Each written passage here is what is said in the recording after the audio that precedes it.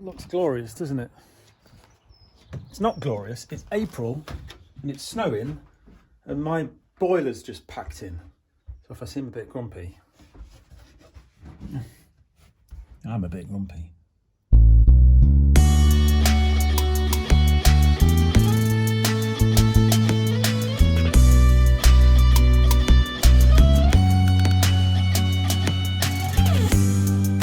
Now I've done a video previously on these, which was more a first look.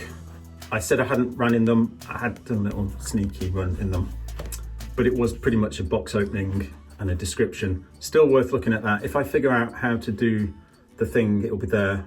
But if not, it'll be in the description, link to the other video. Now, since doing my first look video of the TrailFly, I've now done a proper ultra. I got the FKT on a route called Kinder Loop here in the Peak District, 86 kilometers, fairly lumpy. So I've got some real ultra experience in the shoe. It's really important because I think the qualities of the shoe that make it what it is kind of kicking in towards the end of an ultra. So let's get into that. Now, I keep meaning to do a proper sort of report of my FKT of Kinder Loop, but I'll just do a mini one now and how the shoes impacted on it, because I ran in the TrailFly mostly. I split the route up into three effectively. The first third, quite technical, but I know the terrain really well, so I wore the TrailFly for that.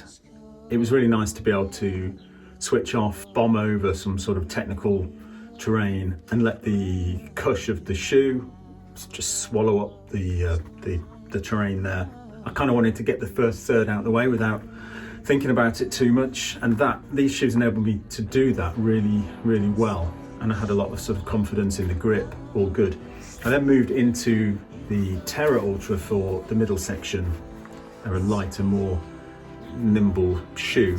I could have done the whole thing in these for sure, but I chose to swap. The third of the route has got a bunch of really boring flat trail, a Transpennine trail. These shone again and was super useful, but for a very different reason to that first third, in that they became just a comfortable ultra shoe that just kept rolling on.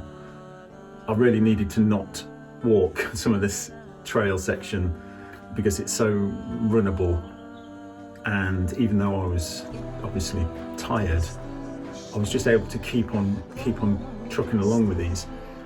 So surprisingly light and nimble and fast feeling in that early section when I was feeling fast, and then more expectedly, I suppose, cushioned and comfortable and working really well in those latter stages when I just needed a shoe that would just keep going.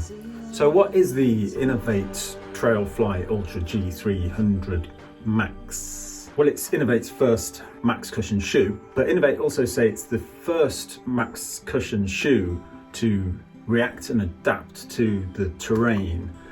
And I do buy into that. I found that other max cushion shoes are obviously more sort of disconnected from the ground that you're running on than a more low stack shoe, but it's not just the height that does that. There's also a sort of numbness and a chunkiness and a cumbersomeness. They've managed to sort of design out a lot of those negative features of a maximum cushion shoe. And I guess they've done the Inov-8 thing, so they've maintained things that would be in the company's DNA. But it works. They do feel less max than they are in terms of your connection with the ground. It's not that you're literally feeling stones and stuff like that. You can't with this much thickness. But I think it is the adapter flex groove that allows this decoupling from the front to the rear, and it works. And it could be the way the forefoot flexes slightly this way as well. But yeah, you do feel like you're running in a shoe that isn't quite as tall as this. It's also really stable, and a lot of max cushion shoes are not stable. Some of that is the width of the platform. They've done a good job there. It's a 6mm drop shoe, As somebody who's a huge fan of the Terra Ultra, maybe I'd have liked it to have been 3 or 4. I don't know, it works. They say 19 to 25, that's just the G-Fly midsole. As soon as you start adding in the boomerang insole and then the outsole, you get to this, I guess it's 34 to 28, something like that is your total stack. Now we've had graphene enhanced rubber outsole in previous Inov-8 shoes. It's a sticky compound, so you get loads of grip and it lasts a little bit longer than you would expect. It's back, we've got that again. The big innovation here with the TrailFly is the G-Fly midsole. So they've somehow infused graphene with the foam. Now what they're saying is that gives you 25% more rebound than a typical EVA midsole. They also claim it's resilient in terms of the longevity of the shoe. You get the performance of that midsole for longer. I can't test that, obviously. I can only talk about how the foam feels, and yeah, it feels like a modern, fairly bouncy foam. Is it the most responsive midsole I've ever felt? Maybe not. It's certainly a sort of fast feeling modern midsole. So pros and cons, let's get the cons out of the way first. Price, I mean, yeah, it's £170. I guess you could say, well, it's just £25 more than these, and I spent 2 years developing them and there's loads of innovation gone into it, and I mean, I don't know, shoes are expensive, aren't they? Con number 2, weight. Now, it's not the lightest shoe in the world. I got this at 384 grams. As I say, I don't think it feels it, which is way more important than the actual on the scale weight. But I guess you would always choose a lighter shoe, wouldn't you? If you could have a shoe that weighed nothing, you'd pick it. Moving on to pros, I have more pros. Grip, it's an Inov-8 shoe. They don't tend to skimp on grip. It's not a fell shoe, but it's a grippy trail shoe. So they've said sort of 4mm lugs or 4mm outer. It's one of these things again, but where they've been smart with the way they've cut through the outer and revealing the midsole. If you start measuring some of that, then you're more like 8mm. And that of course is relevant, because when you think of you're jamming your foot into some terrain and how that interacts with rocks, and this is what's giving you that grip, that mechanical traction. I don't think the 4mm tells the whole story. These have got bags of grip and in lots of different situations, wet and dry. The upper, kind of nothing super rock and roll to report about the upper, but it's a really good upper. It's really comfortable. I know it could be a little bit personal, but I just find it cinches up well. It's lightweight and it's comfortable. The tongue is very thin, but works. It just seems to sort of mold around your foot. Again, the flat laces help with that. I guess it's a super lightweight upper and a not so lightweight downer. Third pro, flexibility. Often we see people doing this, don't we, in reviews, but I think in this case, it's this way. Flexible and adaptable, and yeah, they're onto a winner with that. Final pro, feels pretty fast and lively, especially later on in the long run. And I think that's the impressive bit, that they just keep on feeling speedy.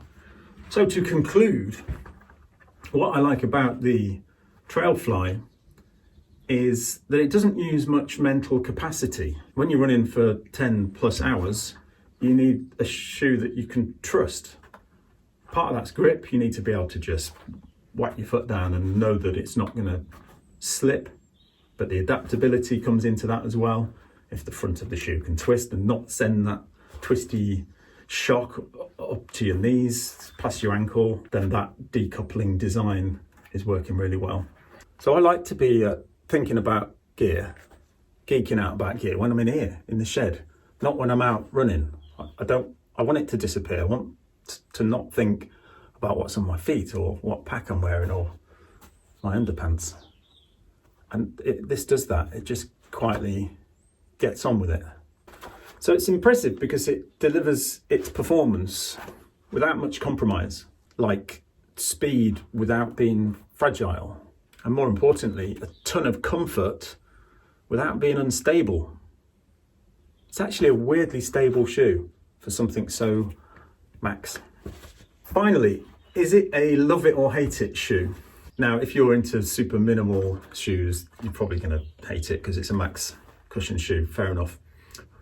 But for everyone else, and I think it is a pretty broad market, I don't think it is. What it is it's a shoe for a particular type of run. It's not going to suit all my running. If you're just going to go out for a quick 5-10 mile blast around your local trails, mixed terrain, you might want to use the TrailFly Ultra or some of the shoe, and it wouldn't be the right shoe for that run, and you might not even like it. But that same runner going for a 50k, especially if it's firm pack stuff, although I think this actually suits a lot of different types of terrain, it's for that run, and that's when you'll love it.